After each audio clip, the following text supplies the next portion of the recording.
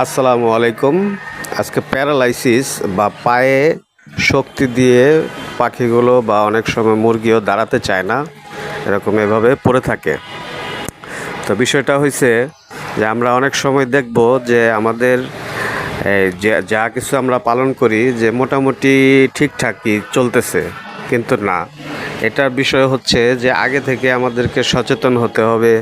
মাঝে মধ্যে vitamin B খাওয়াতে হবে, তারপরে সি তো অনিবার্যই গরমের দিনে, কিন্তু ভাইটাল অ্যামাইনো 4 এই ওষুধটা খাওয়াতে হবে। এগুলো না খাওয়ালে এক সময় এরকম বাচ্চা বা বড় হলেও এক সময় সে তার দাঁড়িয়ে থাকার ক্ষমতা হারিয়ে ফেলে। এর জন্য আমরা ভিটামিন বি এবং ভাইটাল অ্যামাইনো প্রায়ই খাওয়াবো।